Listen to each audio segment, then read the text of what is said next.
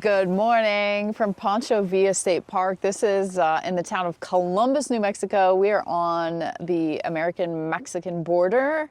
It got cold last night, if you noticed. We lost our warm weather and shorts. Just in one night. Yeah. It's warming up though. Yeah, warming up. I wanted to show you. We disconnected the water so we didn't have a problem, but now there's a giant ise-icle.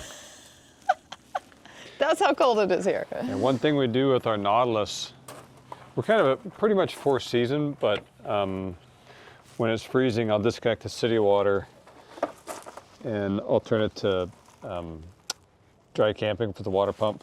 Then I'll kind of cover this up. And we've spent weeks in mid-20s with no problems that way, just running water off our pump and staying off the campground water. Yeah. So this morning we wanted to bundle up and take you around the campground here. Really interesting history regarding Pancho Villa and in his invasion into the United States. Yeah, Columbus, Mexico's 3 miles south of us, and this is where, I think it was in 1915, the United States was helping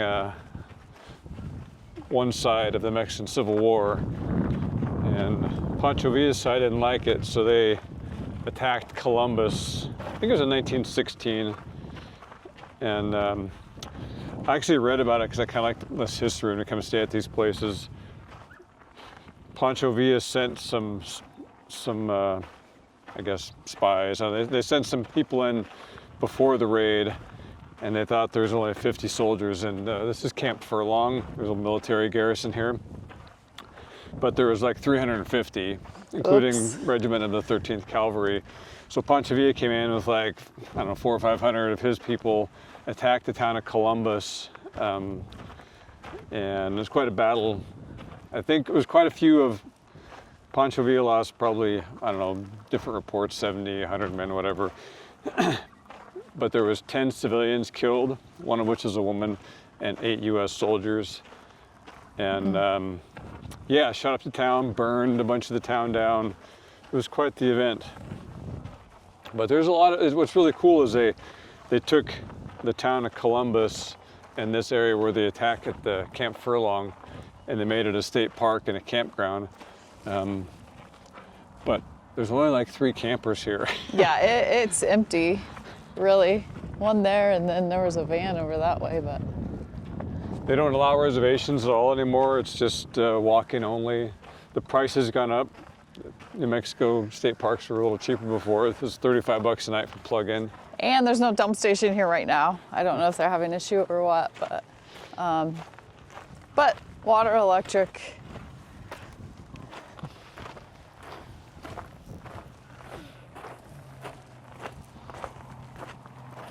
Site of the last battle action by foreign troops in the continental United States, led by General Francisco Pancho Villa.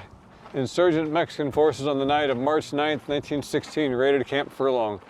United States Army cantonment in the nearby town of Columbus. Several people were killed, many others were wounded, and numerous buildings and tents were burned. The underlying motive of the raid is still a dispute among survivors and historians. 6 days later, the United States punitive forces under General John J. Blackjack Pershing entered Mexico and pursued Pancho Villa and his band without success.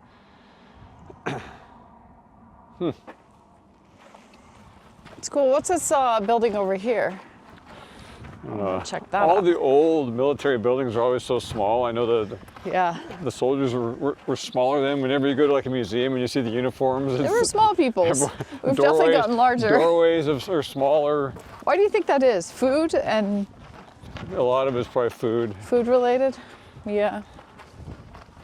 But we don't know. I Just don't made that know. up. Sounds good. Evolution. Yeah. Yeah, it is. Historic site, or no, this is a hospital site was here. Oh, okay. A lot of these cactus are not looking very good now. A year or two ago, I know it reached crazy high temps, so a lot of them might still be suffering from that time period. They shriveled up. Headquarters building, Cap Furlong. That's the entire headquarters building. Little cramped quarters. Yeah, oh, too bad you can't go in there, huh? Wow, look how it's made. They just made clay out of the ground, and that's cool.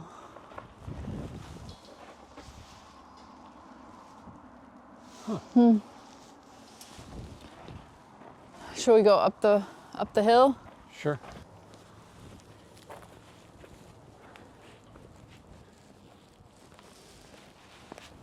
Cool.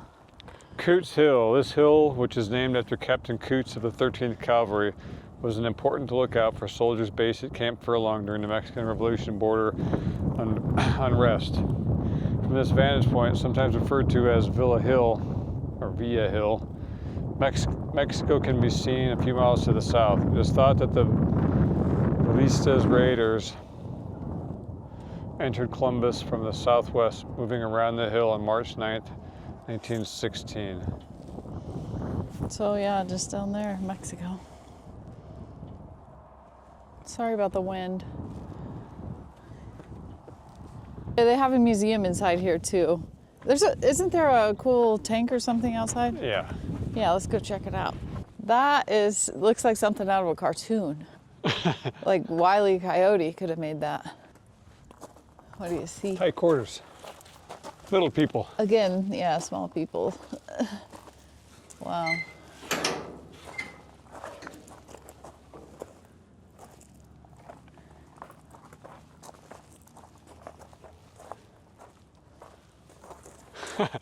Inside, you pull on the string, Yeah. hatch opens. Huh.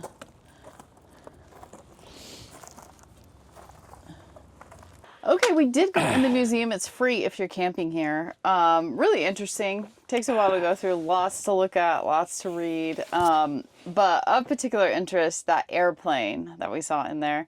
The first Aero Squadron was the United States' first military unit to use airplanes in a military situation. They joined General John Blackjack Pershing in Mexico in March of 1916 in pursuit of Pancho Villa. They used 8 JN-3 aircraft. By the end of April 1916, all 8 Genies were out of commission from crashes or weather-related damage, such as strong winds and rain and storms, sandstorms, snow, hail, even dust devils. They were underpowered and lacked durability in the harsh conditions of Mexico. They added 4 different airplanes, but they also were too slow and underpowered for the rough conditions in high Sierra Madre Mountains of Mexico. Pretty cool, though. I've got a better story.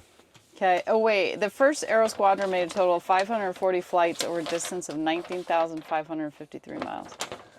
Okay. I'm going to wrap up this video with the Frost story.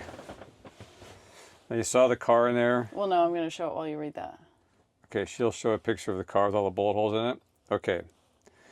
In the early morning hours of March 9th, 1916, Archibald Frost was awakened to the sound of gunfire.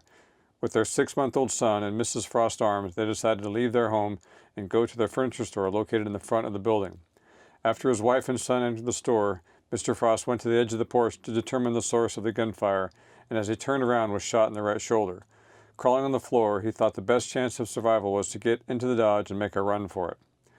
Imagine cars that have been around for a long time. No.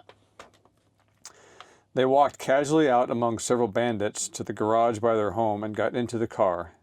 At this point, Villa's men realized that they were attempting to escape and began to fire upon them. As Mr. Frost sped away with the car lights off to avoid detection, he was shot in the left arm. Eventually, Mr. Frost had to turn on his headlights in order to negotiate the curves in the road. They were then literally showered with bullets. They weren't hit, but the car was hit many times.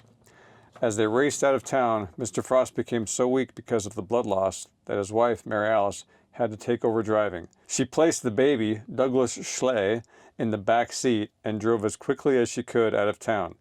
At one point, she hit a bump and the baby was tossed into the air and amazingly landed in the front seat unharmed. What? Upon reaching Deming, Mr. Frost was taken to Dr. Hoffman for emergency care.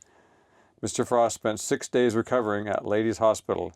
He then returned to Columbus under the care of Major Herbert Hansen.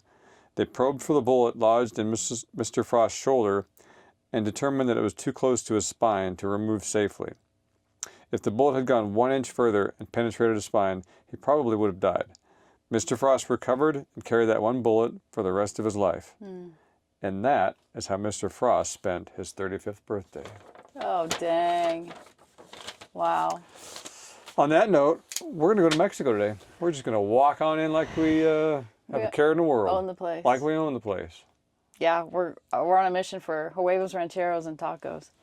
And whatever kind of colorful trinket we can find. When they ask my name and come in, I'm going to say I'm Blackjack Pershing. I think they have a statue, like a whole memorial thing down there for Pancho Villa, right in town. He was quite the hero to a lot of people in Mexico. Yeah. So that's our adventure. We will just see you in Mexico. Carry on. Carry on. Thanks for watching. And a very special thank you to our patrons for supporting our channel. Join us over on Patreon for extra videos and more content. Check out our website or Amazon for our pistol book. Carry on. Carry on.